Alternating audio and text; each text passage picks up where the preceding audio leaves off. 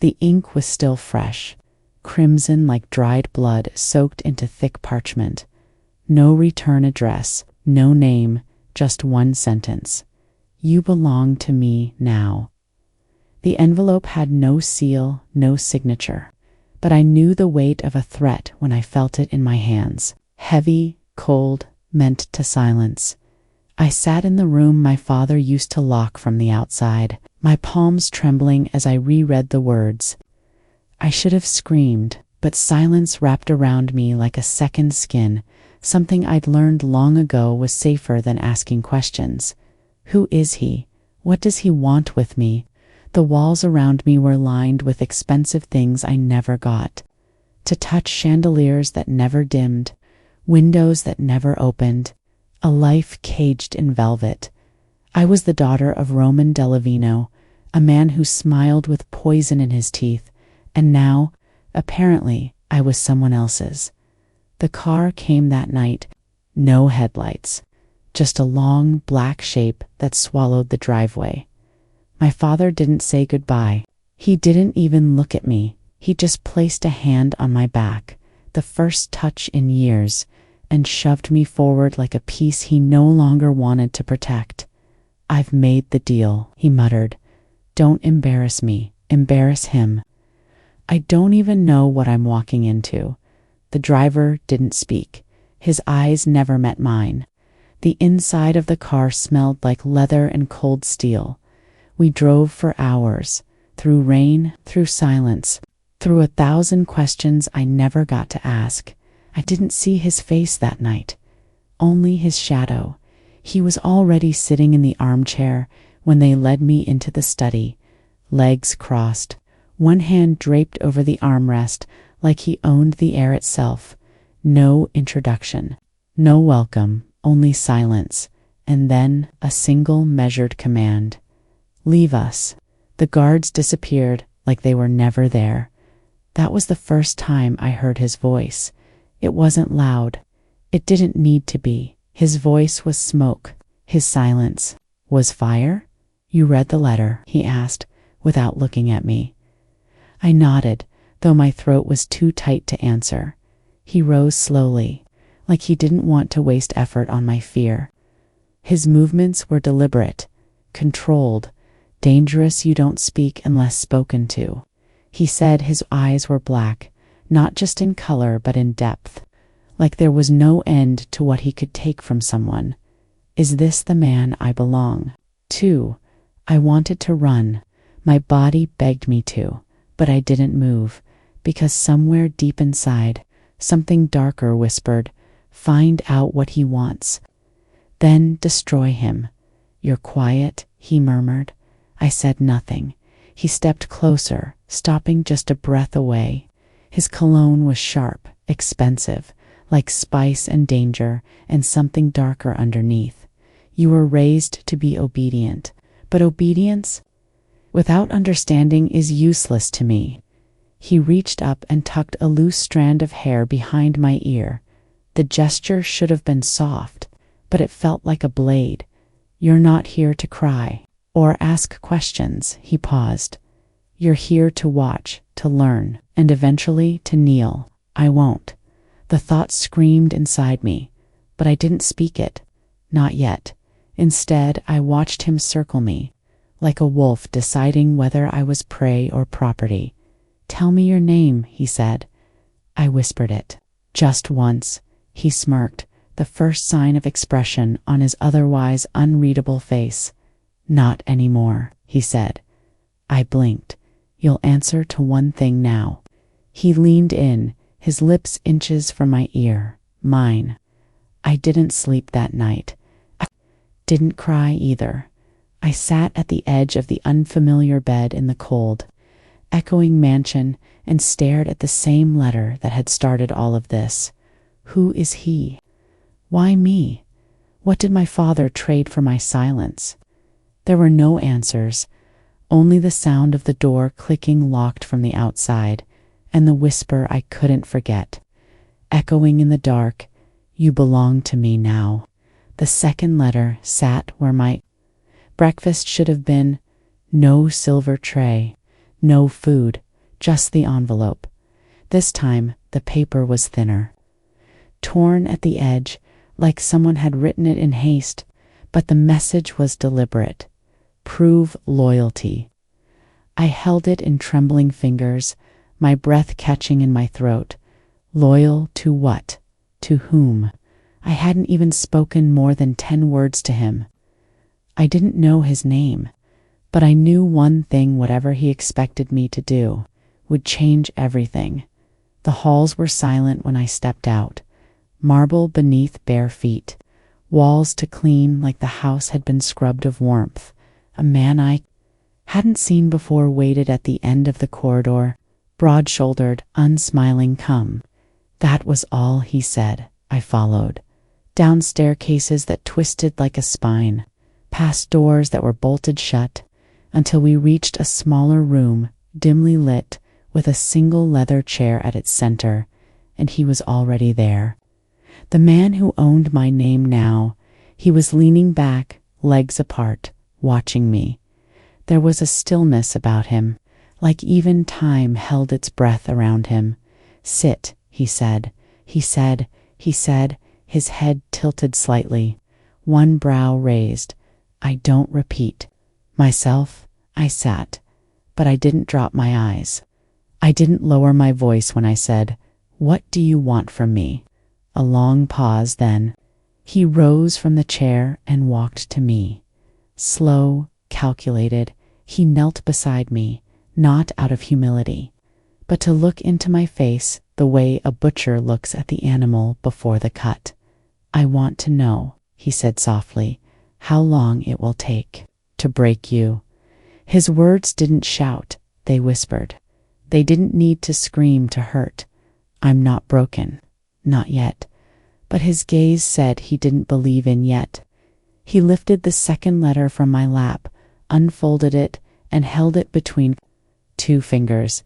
"You don't eat until it's done." He gestured to the corner, a simple table, a locked phone, a burner, old, prepaid. He handed me a piece of paper with a name scribbled on it, a name I recognized, not a stranger, not an enemy. My cousin Livia, blood of my blood. "She talks too much," he said. "She's in love with the wrong people." He turned to me. "Call her. Tell her she's being watched. Then hang up. Say nothing else." I froze. "No," I whispered. He smiled, but it wasn't joy. It was calculation. "You've already chosen me. The moment you stepped into this house," I stood up. My voice shook. "She's innocent." His hand closed around my wrist. "None of us are." He's testing me, seeing how far I'll go before I scream. But if I do this, I lose something I won't get back. Still, my feet carried me to the phone. Still, my fingers dialed. Her voice was sleepy, soft. "Hello." I swallowed the scream in my throat. "You're being watched," I whispered. Then I ended the call. The phone fell from my hands. He didn't clap. He didn't praise. He only stepped closer and brushed his fingers against my cheek. The touch was featherlight, but it burned. "You chose survival," he murmured, and I hated him for it. But more than that, I hated myself. That night I stared at my reflection in the gilded mirror of the room he gave me. My eyes didn't look like mine anymore. Not afraid, not innocent, just hollow, and somewhere deep, buried beneath the silence, a spark-lit dot, not of love, not yet, but of resistance. He didn't speak at first. He didn't move toward the bed. Either he just stood there, a shadow carved in bone and steel, and let the silence fill the room like smoke. My breath stilled. I sat up slowly, the silk sheets rustling like whispers around me. He leaned his back against the door, one hand still on the knob, the other in the pocket of his jacket, watching, waiting. His gaze wasn't curious.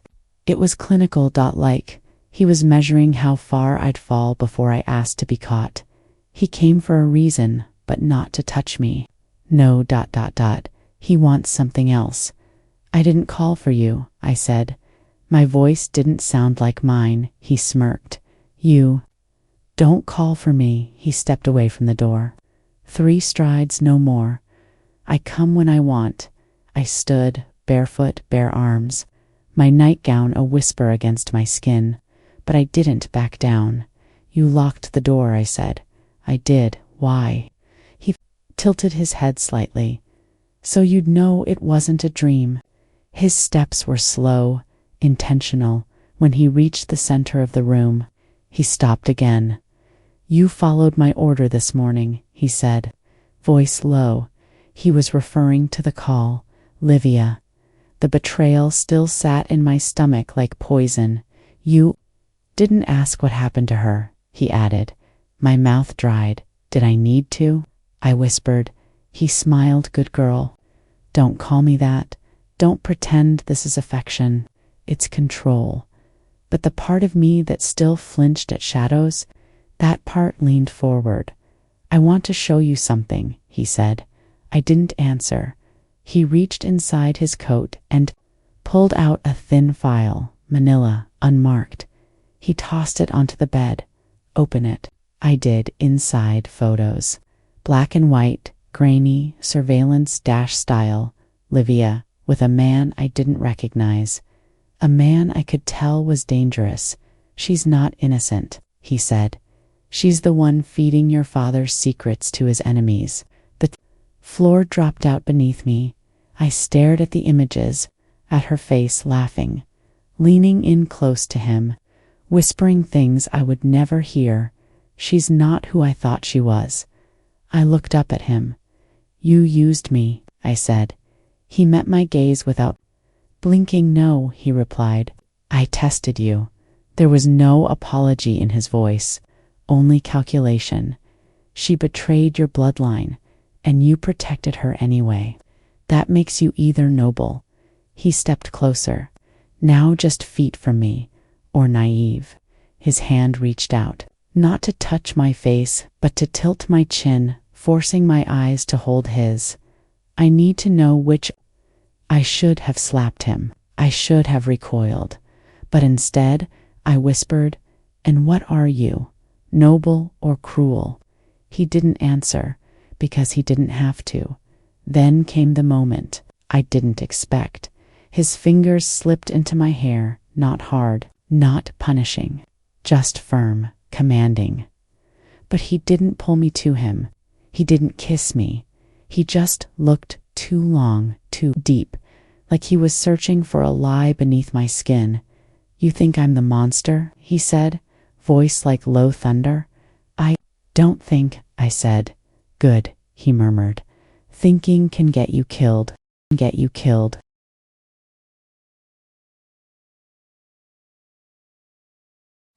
He stepped back, his touch lingering in the air like heat.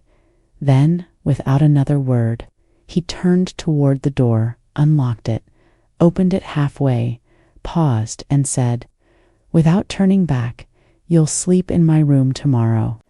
The velvet box waited until morning to open itself. Not literally, but it might as well have, because when I reached for it, fingertips hesitant, heart already bracing, I knew I wasn't opening a gift. I was opening a contract I hadn't signed. Inside lay a string of pearls, bone white and cold as frost, delicate, perfectly spaced, but heavy, heavier than they looked. Tucked beneath them was a note, one word, obey. I stared at it for a long time. The word, the weight. The implications there were no instructions on when to wear it, but I knew what it meant. He's marking me, and not just for himself, for them, for the other men in dark suits, the ones who looked at me like I was property passed hand to hand. This was proof that I'd been claimed when I stepped out of my room that morning. The halls weren't empty. 2 men waited by the stairs. I'd seen them before, his guards, silent, armed, there. Eyes dropped immediately to my neck, then nodded approval. Possession. I couldn't tell which, maybe. Both. The dining room was cavernous, gold, marble, a table too long for a house that had no family. He was already there. Reading a newspaper like this wasn't a hostage breakfast. Like I hadn't spent the night swallowing betrayal. He didn't look up when I entered, didn't acknowledge the pearls, but the corners of his mouth curved just slightly. I see you understand instructions. I sat at the far end of the table. You left no room for misunderstanding. He glanced up now, briefly. I never do. The food was untouched between us. Silence settled thick. Every sound was too loud. The clink of fork against porcelain, the scrape of chair legs on marble. He spoke without looking up. You'll accompany me tonight. I paused mid-bite, where his eyes met mine now. You'll see. No explanation.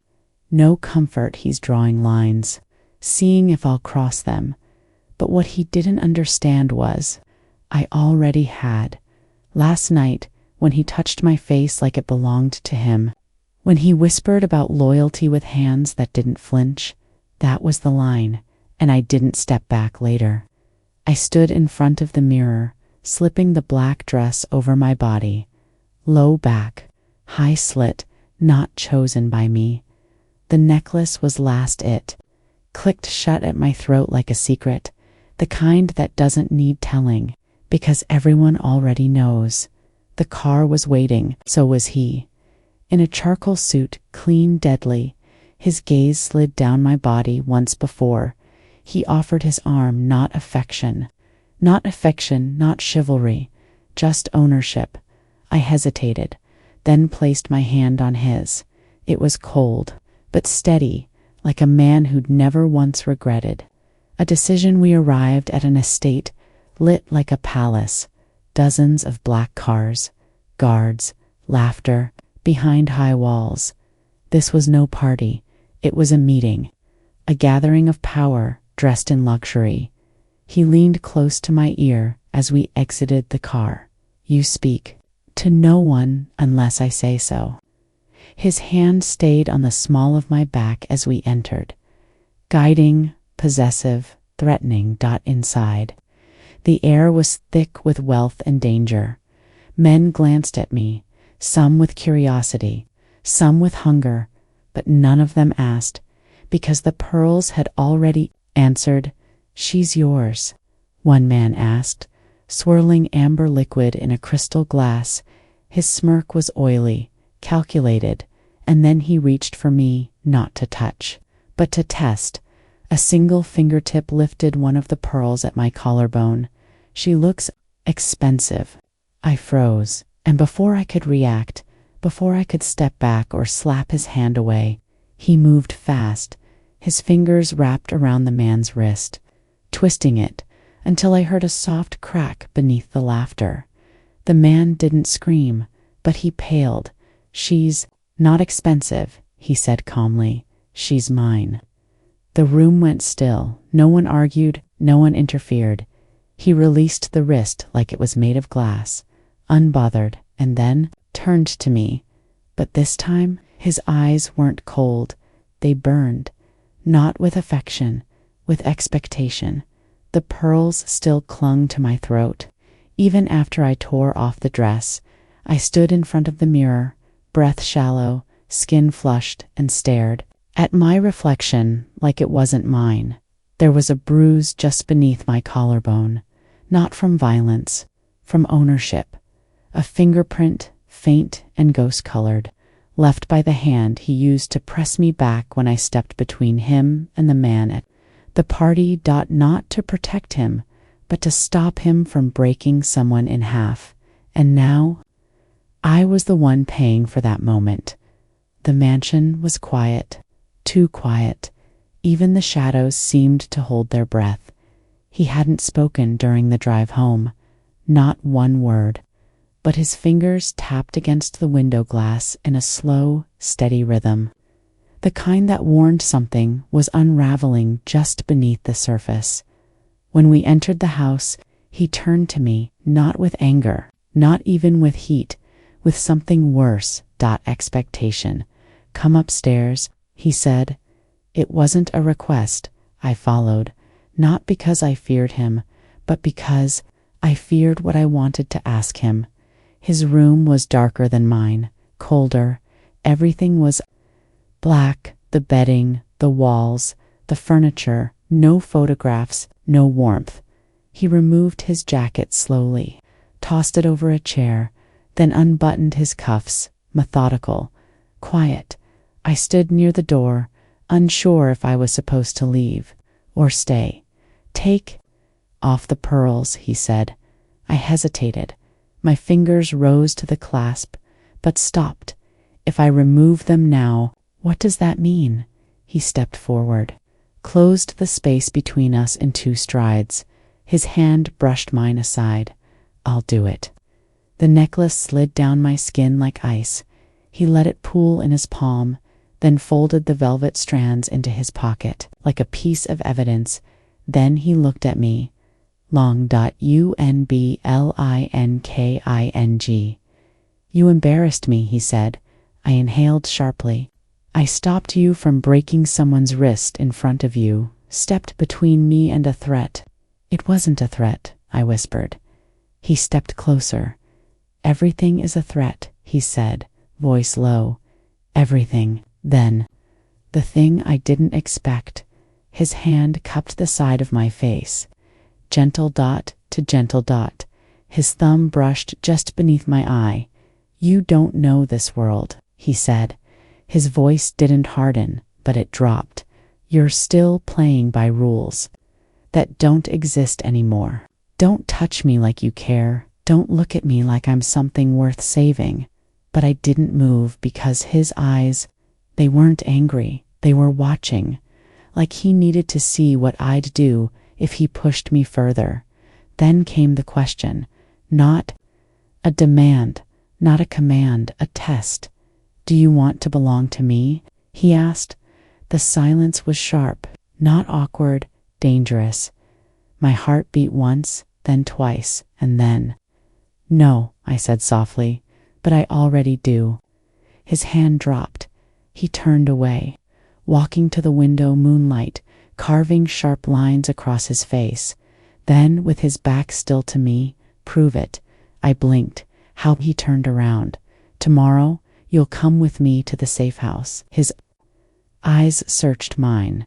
There's someone inside you'll speak to. Someone who thinks you're innocent. That you're just a bride, a doll. He paused. You're going to lie. You're going to tell them what I tell you, word for word. And if I don't? He stepped forward again, closer than before. His breath was warm against my skin. Then, I'll stop protecting you. He never promised to protect me, but I think he already has. And now, he was asking me to become what I feared most, not his victim, his weapon. The safe house was nothing like the mansion.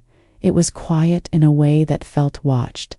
Bare walls, no art, the kind of place built for whispers, not comfort. I stepped inside. Behind him, wearing a scarf he insisted I wrap around my hair. Too many people know your face now, he said in the car. But not all of them know who you are, who I am. I don't even know that anymore. The man waiting inside looked no older than 30. Dark eyes, sharp suit, a smile like a blade. This her? He asked. His voice had an edge I didn't like. She's prettier than I expected.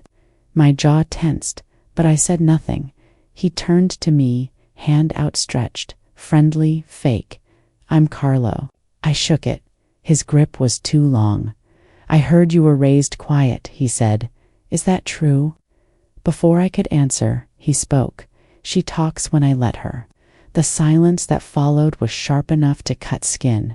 Carlo laughed, but it didn't reach his eyes, of course.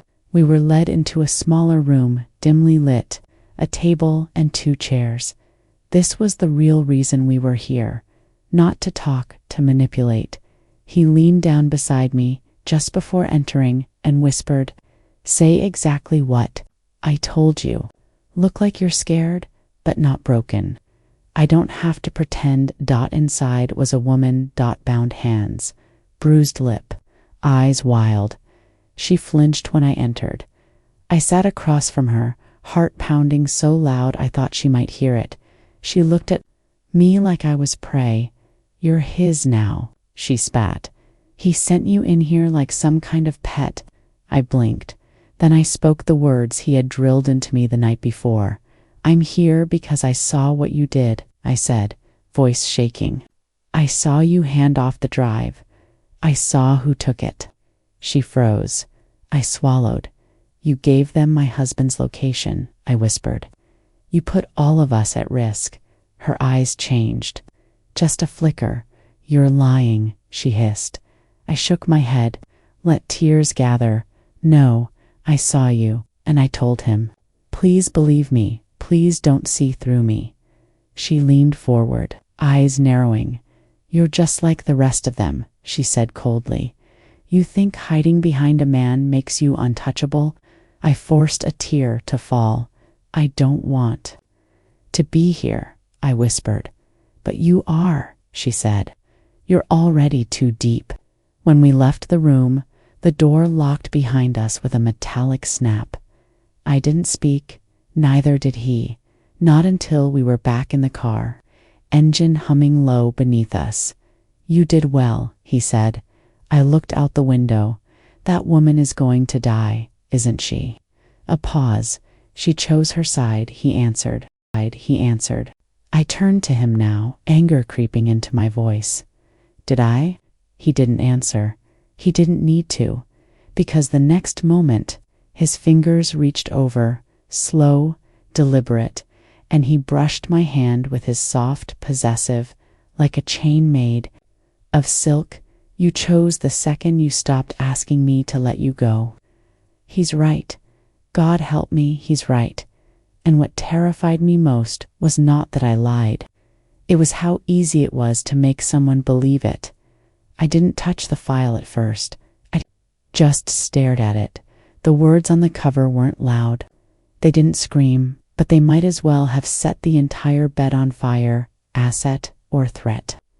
My father's name was printed beneath it in bold black ink. Roman Delavino, blood of mine, but nothing in this house, not even blood, was sacred. I opened it slowly, fingers trembling. Photos, surveillance logs, dates, and deeper in transcripts. Conversations my father never knew were recorded. Money, codes, leaks, some of it was familiar. Whispers I'd overheard behind closed doors when I was still too young to know what they meant. Other pieces were worse. There was an entry circled in red ink. "Meeting confirmed with Enzio. Intent to trade intel for immunity."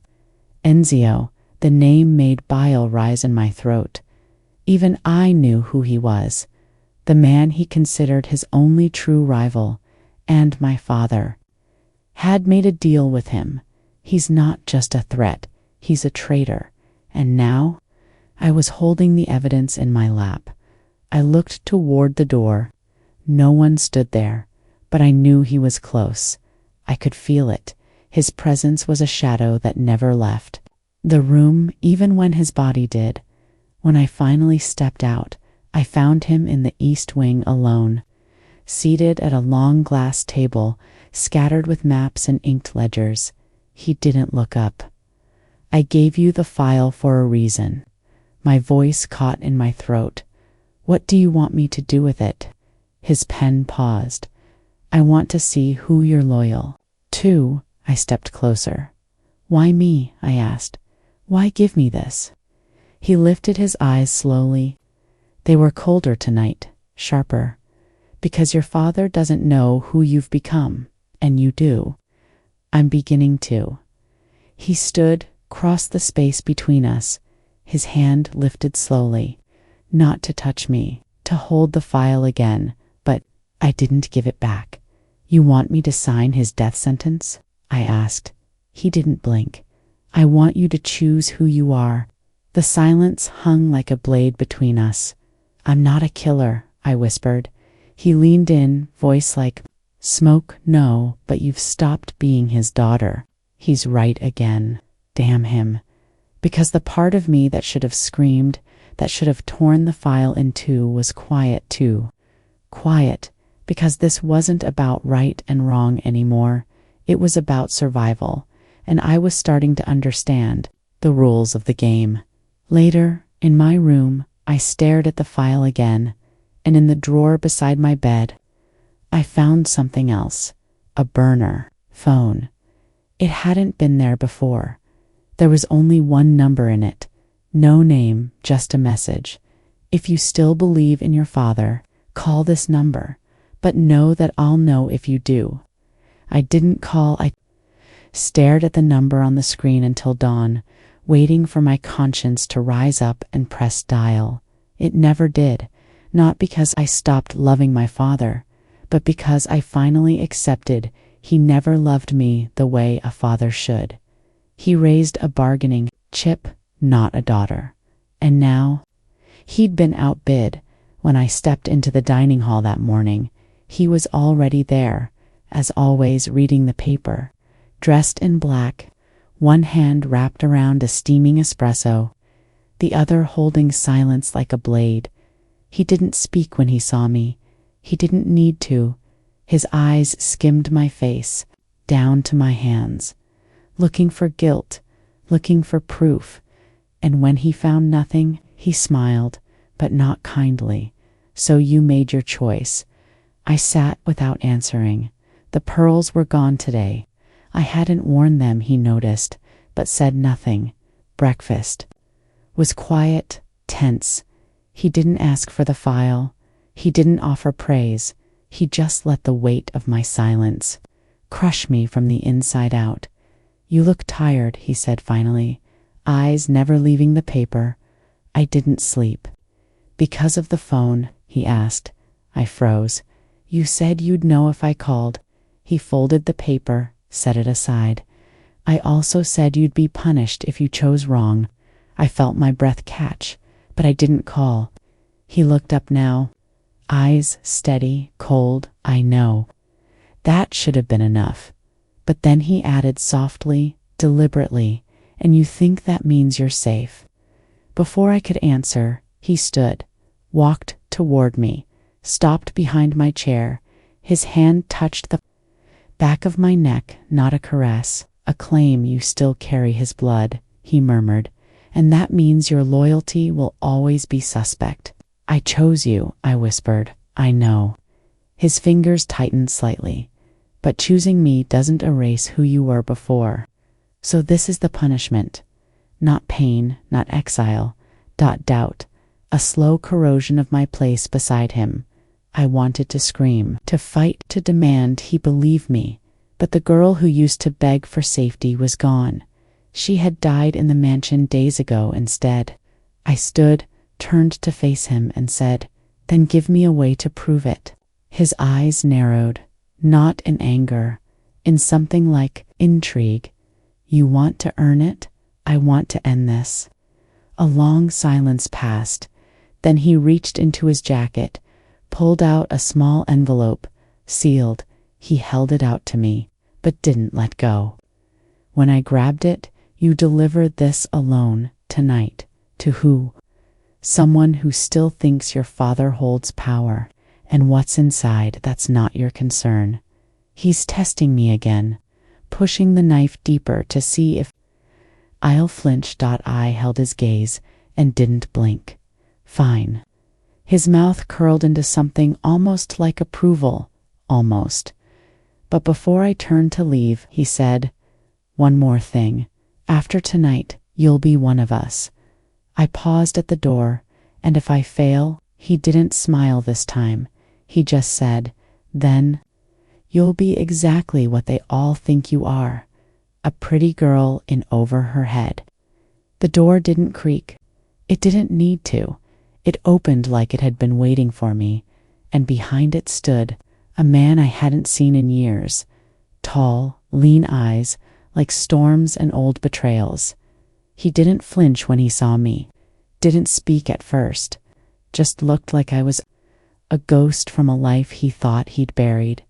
Still wearing black, he said. His voice hadn't changed, low, rough around the edges. The voice of someone who knew too much about what silence costs. Luca, I breathed. He nodded once. Didn't think I'd see you again. Not like this. He was my first almost, the one who never kissed me. But would have if we'd had one more day, one less war. I stepped inside slowly. The air smelled like salt and steel. The room was empty, save for a single table, a chair, and a faded photograph pinned to the wall. My father, I thought you were dead, I said. Luca didn't answer. He just pointed to the chair. Sit. You brought something. I reached into my coat, pulled out the envelope, held it for a second longer than I should have. Don't open it here, I said.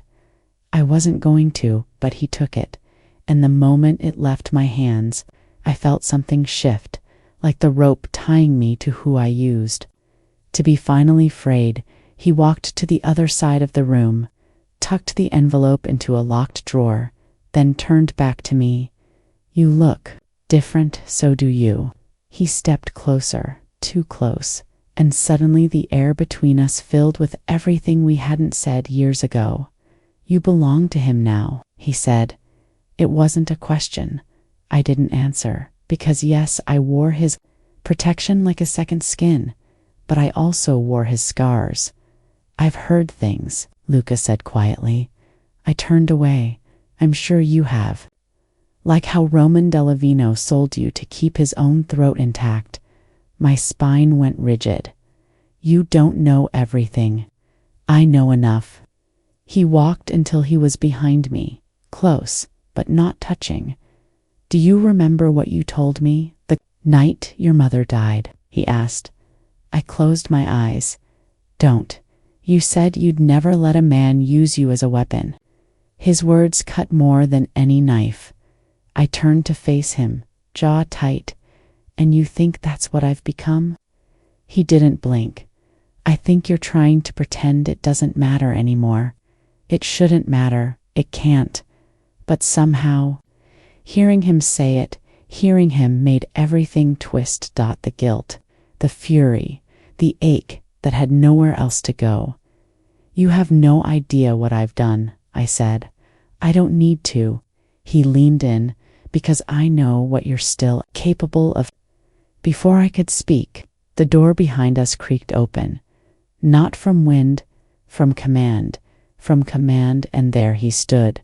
Him suit, dark as night, collar unbuttoned, a storm behind his eyes he looked at. Luca then at me and said nothing. The silence cracked the air in half. I stepped back instinctively. Between them, I delivered the letter, I said quickly, still. He didn't move. His gaze didn't touch Luca. It stayed on me. You didn't say he'd be here, he said, voice calm to calm. I didn't know.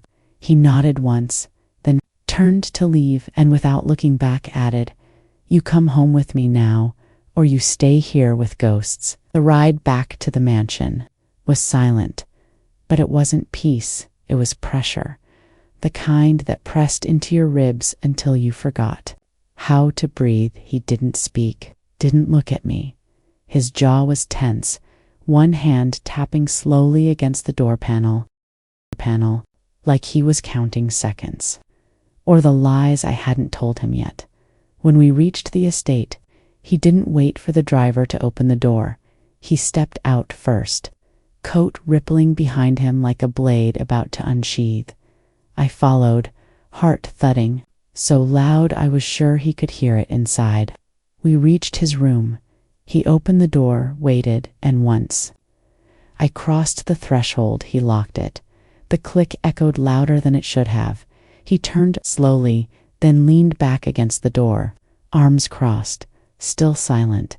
I stood at the center of the room, unsure if I was meant to speak or kneel. He studied me for a long time. Then, did you miss him? His voice was calm to calm. I swallowed hard. I didn't know he'd be there. That's not what I asked. Careful. One wrong word will splinter everything. I forced my voice steady. I didn't miss him. I was surprised. That's all. He tilted his head slightly. You used to look at me like I was the only one in the room. I still do. His eyes darkened. No, tonight. You looked at him like you remembered who you were before me. That landed deeper than I expected. Because part of it was true. Luca reminded me of the girl who once believed love could exist without consequence. And this man, this cold, unreadable flame, had burned that girl to ash. I didn't lie to you, I whispered. No, he said. But you lied with your eyes. He stepped closer now. Each footstep measured, calculated. Double quotes, you want to tell yourself, this is survival, that I'm the one pulling the strings. His hand reached up and brushed my jaw. But I've seen the way you look at me when you think I'm not watching. He leaned down, like you want to be owned. I flinched, not because it wasn't true, but because it was. Somewhere in the wreckage of all this, I'd stopped pretending I was untouched. WASN single quotes. Not by him, not anymore. His voice dropped lower. I'm not angry that you saw him. He pressed his palm to my chest, right over my heart. I'm angry that this beat faster when you did. My breath caught. I'm yours, I whispered. He didn't smile. Then prove it. Sat in the chair near the window and said, tell me something you've never said aloud. Something that would ruin you if I ever used it against you. My lips parted. Nothing came out. Because this wasn't desire. This was a demand for power. Not over my body. He already had that. But over the last piece of me I'd been keeping locked away. I walked to the edge of the room. Back turned, hands trembling, and then I said it. Quiet, almost too quiet. I hated my mother the day she died. A pause. I knew she was leaving, and I let her. Because I thought if she was gone, maybe he'd finally see me. Silence then. The slow sound of him standing. His steps came closer. When he reached me, he didn't speak. He just wrapped his arms around me from behind, and for the first time, he didn't feel like a cage. He felt like the grave I kept crawling back to. The paper felt heavier than it should have, just ink and pulp. But it burned like it had been soaked in gasoline. She was always the weak one. I knew she'd fold. My father's voice, transcribed in someone else's handwriting. I stared at it for too long. To numb the kind of stillness that comes after a scream is held inside for years. He left it for me not from the air, but from the absence of him. No scent of smoke or leather. No flicker of that cruel warmth he carried when he looked at me like I was his, and he dared the world to challenge it. He was gone, but the damage stayed. He wanted me to know what my father really thought, that I wasn't strong, wasn't smart, just a piece on someone else's board.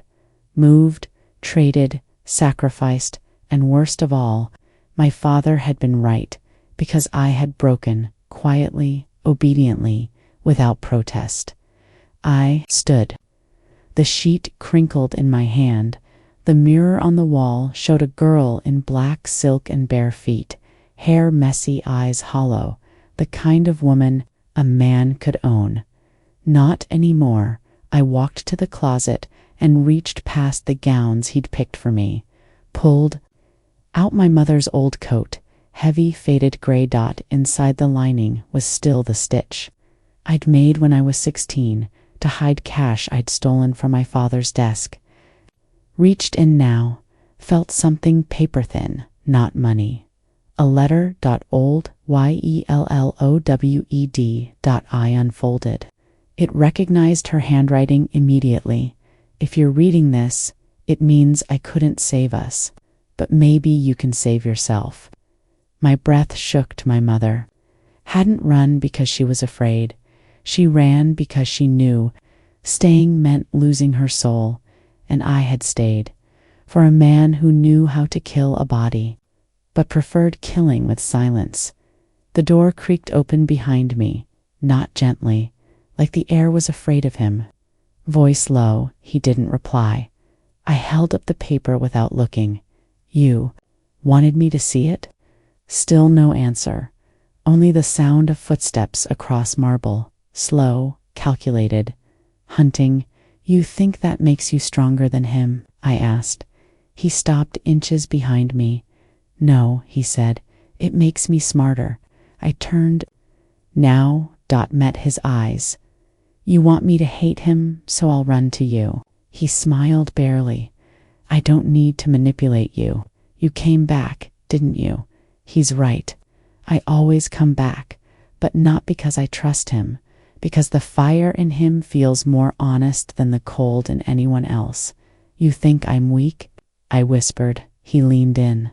No, I think you're dangerous when you realize you don't need anyone's permission to burn. His fingers brushed my cheek, then he pressed his lips to my temple. Not a kiss, a mark. You're going to learn, he said softly, what it feels like to turn your pain into power. And then he handed me a key to your father's storage unit. I blinked. What's in there? Considering it could unlock a truth that might rip everything apart, he slid it into my palm like he was handing me a tight and stretched like thread soaked in gasoline. I could feel his eyes on me through the rearview mirror, watching, waiting, not for me to break, but for me to stop pretending I hadn't. Already, the storage facility was on the edge of the city, unmarked, hidden. Behind a fence topped with rusted wire, no cameras, no guards, just row after row of silent secrets. Unit 71C. He waited outside, didn't offer to come in, didn't follow. This is your past, his silence seemed to say. Bleed alone. The door groaned when I pulled it open.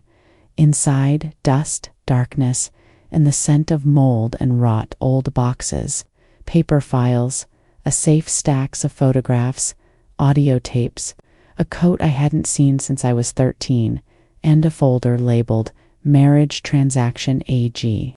My fingers trembled as I opened it. Inside, legal contracts. That sold me like property, sold me to him. But that wasn't what made me fall to my knees. It was the dates, because the agreement wasn't made. This year, it was made 5 years ago. He always knew who I was. Even when I didn't know his name, suddenly, the walls felt closer, the air sharper. I stood, turned, slammed the door shut. When I stepped back into the light, he was leaning against the car, smoking, waiting. His expression didn't change when I held up the folder. You bought me before you even met me. A slow exhale of smoke. I made sure you survived long enough to belong to me. My voice cracked. You could have told me you weren't ready. I took a step forward, and now. He flicked the cigarette to the ground, crushed it beneath his heel. Now you're mine, he said. And you finally know what that means. It means I was never free, not even before he touched me that night. I didn't eat, didn't sleep. I sat in the dark by the window, watching the lights on the east, wall flicker, counting the seconds between thunder and lightning. He didn't come to my room, didn't check if I was okay, but when I woke up from a nightmare, his coat was draped across my shoulders, still warm, still carrying his scent, like he'd been there while I slept. The blood was already cold when I, still fluttering on his chest, like it breathed more than he ever would again. She was never yours. I didn't scream, didn't gasp. I just stood there, barefoot in silence, bare hands, unshaken.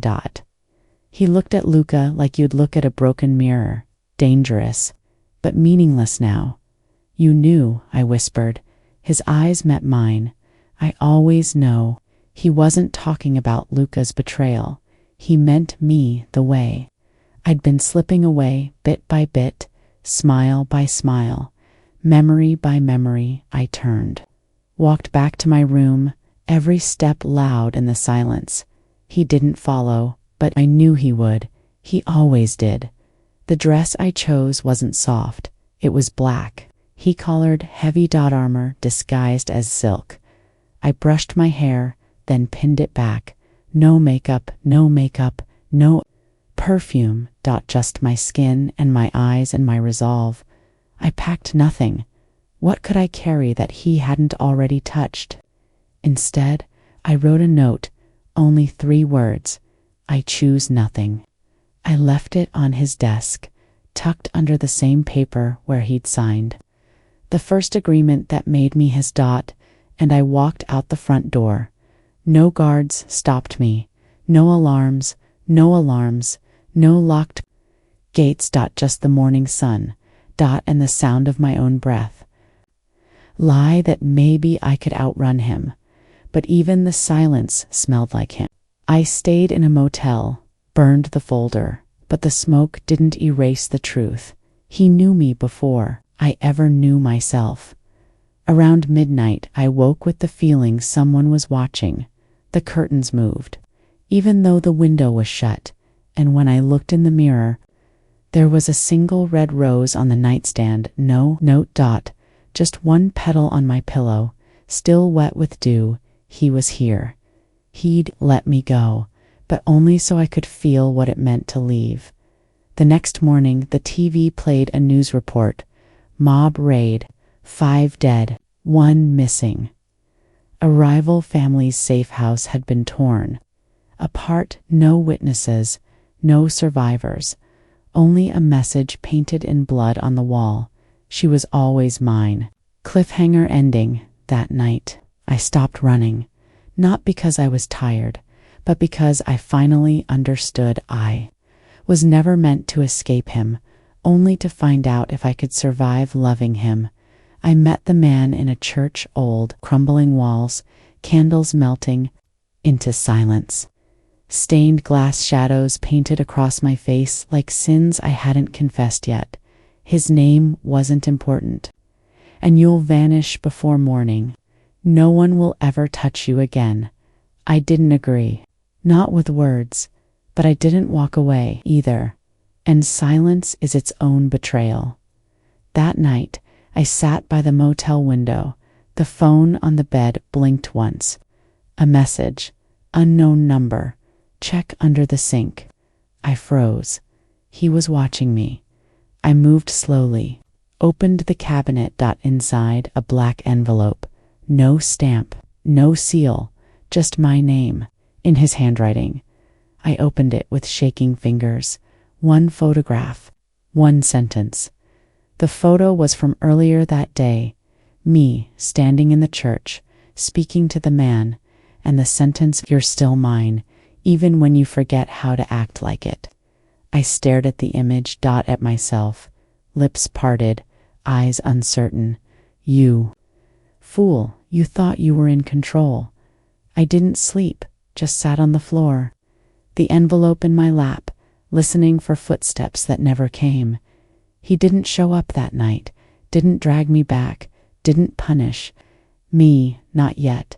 But the next morning, the man I'd met at the church, found dead in his apartment, throat slit, hands bound, no forced entry.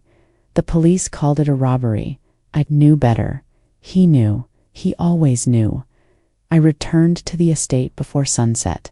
The guards didn't ask questions. The doors were open. I walked through them like a ghost, every breath heavier than the last.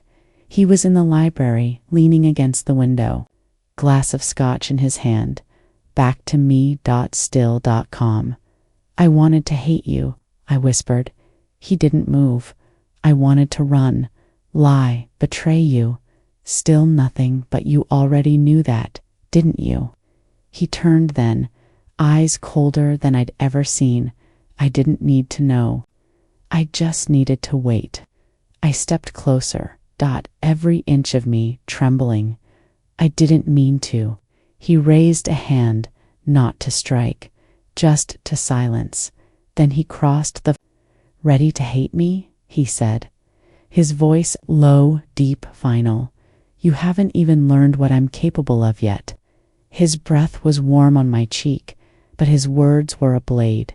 Next time you try to run, back, and then he walked away. Left me alone, shaking, small, and still his. It happened on a Monday, cloudless, quiet, deceptively ordinary. The knock came just after noon, 3 sharp raps, too steady to be innocent. I opened the door to find 2 men in suits. One held a badge. The other held a folder. FBI. They said they weren't here to hurt me, said they only wanted to talk, but their eyes, they were studying me like I was a ticking bomb. We believe you're in danger, one said. I didn't answer. They already knew. They showed me photos, grainy surveillance shots, men getting shot, a dock explosion, a woman's body half submerged in dark water, and him, my husband, my captor, the man I was starting to love. They said I could be a witness, that they'd protect me, that all I had to do was confirm. He had been at the scene. Just 1 sentence. They waited. I looked down at my hands, at the thin gold ring he'd put on my finger, and I said, no, I don't recognize him. The agents exchanged a look, a mix of frustration and understanding. Then they left, and I sat there, heart racing. I stood by the window again, watching. Headlights pass. He stepped in behind me. I didn't turn. Didn't need to. His presence filled the room like storm clouds. I heard they came, he said quietly. I nodded. They asked questions, and I told them nothing. Silence. Then his hand touched my waist, slow, careful, not possession, not punishment, just heat, just presence. He leaned in, his voice at my ear. I didn't ask you to lie. I know. Then why did you? I swallowed. Because I didn't want them to have any part of you. He didn't speak, didn't praise me softly, not like he owned me, but like he didn't know how to stop himself anymore. His mouth was fire, his hands still. He didn't touch anything he hadn't already. This time, it was about surrender, mind, and maybe a little bit of his cliffhanger ending. When I pulled away, breathless, dizzy, unsure, he whispered just one thing. You're not just mine now. He brushed his thumb across my lips. You're becoming me. It began with a scream, not mine, not his. Hers. The woman they sent to replace me, to tempt him, to tear us apart. She came with red lips, long legs, and a loaded gun. But she didn't know one thing. I was no longer the girl who waited to be saved. She thought I'd run. She thought I'd watch him die. But as she raised the gun to his chest, I didn't think I moved. The knife was small, something I kept in my boot, just in case. It slid across her throat like silk through water. One stroke, one scream, one scream. He caught her before she hit the floor, and I just stood there, hand trembling, blood soaking into my skin. His eyes met mine, not in horror, not in pity, in recognition. I didn't want you to see this side of me, I whispered. You didn't, he said quietly. You showed me yours. That night, we buried her behind the estate. No questions, no regrets. The ground was cold, the wind colder, but his hands on mine, warm, steady, unforgiving. I used to dream of escape, of white dresses and quiet towns, and a love that didn't bleed. But now I knew the truth. Some of us were born to run toward fire, not away from it. He handed me the shovel. I took it, no hesitation, no tears, only the beginning of something darker than love. He pulled me close when it was done. Do you regret it? He asked. I didn't answer, because I didn't have to. And the letter was right. I did belong to him. but now he belongs to me too. Me too.